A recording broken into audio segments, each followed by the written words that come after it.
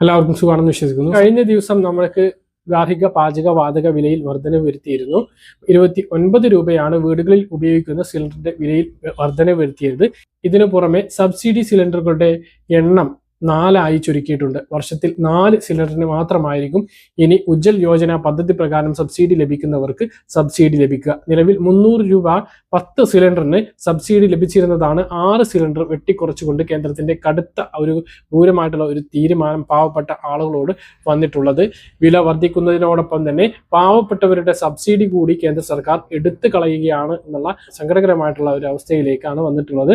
മറ്റൊരു പ്രധാനപ്പെട്ട കാര്യം, ഗ്യാസ് പലയിടത്തും ബുക്ക് ചെയ്യാൻ പോലും കഴിയാത്ത ഒരു സ്ഥിതിയാണ് ഉള്ളത്. അതുകൊണ്ട് തന്നെ KYC നിർബന്ധമായിട്ടും ചെയ്യണം. KYC ചെയ്യാത്തവർക്ക് ഗ്യാസ് തീരെ കിട്ടാത്തൊരു അവസ്ഥയുണ്ട്. ഉജ്ജൽ യോജന പദ്ധതിയിലുള്ളവർക്ക് സബ്സിഡിയൊക്കെ മുടങ്ങി പോകുന്ന ഒരു അവസ്ഥയും ഉണ്ട്. അപ്പൊ KYC ചെയ്യാത്തവർ ആരെങ്കിലും ഉണ്ടെങ്കിൽ നിർബന്ധമായിട്ടും KYC ചെയ്യണം. 45 ദിവസം കഴിയാതെ ബുക്ക് ചെയ്യാൻ തന്നെ ഇപ്പോൾ സാധിക്കുന്നില്ല ഗ്രാമപ്രദേശങ്ങളിൽ.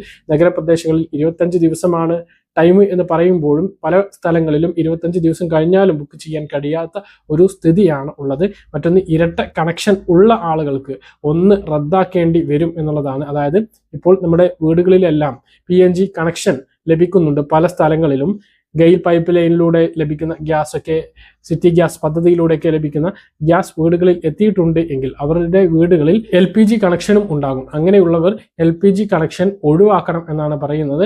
മാത്രമല്ല, നിങ്ങളുടെ വീടിന്റെ പ്രദേശത്ത് PNG കണക്ഷൻ പോകുന്നുണ്ട് എങ്കിൽ, അതായത് നിങ്ങളുടെ വീട്ടിലേക്ക് അത് ലഭ്യമാകും എന്നുണ്ട് എങ്കിൽ അതിലേക്ക് മാറുകയും വേണം എന്നാണ് കേന്ദ്ര സർക്കാരിന്റെ കർശനമായിട്ടുള്ള നിർദ്ദേശം വരുന്നത്. ഇല്ല എങ്കിൽ ഭാവിയിൽ നടപടി ഉണ്ടാകും എന്നാണ് അറിയുന്നത്. ഗ്യാസ് സിലിണ്ടറുകൾ ഉപയോഗിക്കുന്ന ആളുകൾ നിർബന്ധമായിട്ടും ഈ കാര്യങ്ങൾ ശ്രദ്ധിക്കേണ്ടതാണ്. മറ്റൊരു പ്രധാനപ്പെട്ട കാര്യം, 19-ാം തീയതിയാണ് നമ്മുടെ സംസ്ഥാനത്തെ ബജറ്റ് നടക്കാൻ വേണ്ടി പോകുന്നത്. ബജറ്റ് നിർണായകമായിട്ടുള്ള പ്രഖ്യാപനങ്ങൾ നമ്മൾ പ്രതീക്ഷിക്കുകയാണ്. അത് പറഞ്ഞിട്ടുണ്ട്.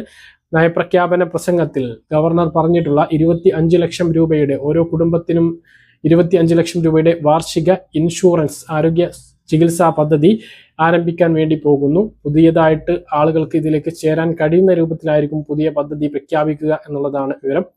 ഇതുകൂടാതെ 5 ലക്ഷം രൂപയുടെ പലിശരഹിത വായ്പ, ഈടുരഹിത പലിശരഹിത വായ്പ യുവതി-യുവാക്കൾക്കും ലഭിക്കുന്നതോടൊപ്പം വിദ്യാർത്ഥിനികൾക്ക് 1000 രൂപയുടെ സഹായം ലഭിക്കും. ക്ഷേമ പെൻഷൻ 3000 രൂപയിലേക്ക് വർദ്ധിപ്പിക്കും എന്ന നയപ്രഖ്യാപനത്തിൽ ഗവർണർ 6 ലേക്കർ വായിച്ചതാണ്. അത് എങ്ങനെയാണ്, 5 വർഷം കൊണ്ടാണോ അതോ ഒറ്റയടിക്ക് 3000 രൂപയാക്കുമോ എന്നുള്ളതും നമ്മൾ കാത്തിരുന്ന് കാണുകയാണ്. 200 രൂപ വർദ്ധിപ്പിച്ച് 2200 2100 എത്തിക്കാനാണ് ആദ്യഘട്ടത്തിൽ സാധ്യത എന്നുള്ളതാണ് നമുക്ക് തോന്നുന്നത്. കൃത്യമായിട്ടുള്ള വിവരം 19-ാം തീയതി അറിയാവുന്നതാണ്.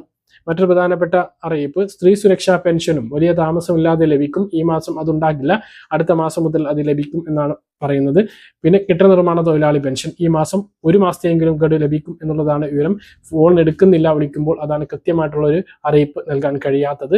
പ്രവാസി പെൻഷൻ ഇടയ്ക്കിടെ മുടങ്ങിപ്പോകുന്നുണ്ട്, അതും ഉടനെ പരിഹരിക്കപ്പെടും എന്നാണ് പ്രതീക്ഷിക്കുന്നത്. പറഞ്ഞ കാര്യങ്ങൾ കൃത്യമായിട്ട് മനസ്സിലാണെന്ന് കരുതുന്നു. ഇതുപോലെ ഇൻഫർമേഷൻ ലഭിക്കാൻ ചാനൽ സബ്സ്ക്രൈബ് ചെയ്യുക, ബെൽ ഐക്കൺ എനേബിൾ ചെയ്ത് വെക്കുക. മറ്റൊരു വീഡിയോ കാണാം. ദൂരേക്കും ബൈ.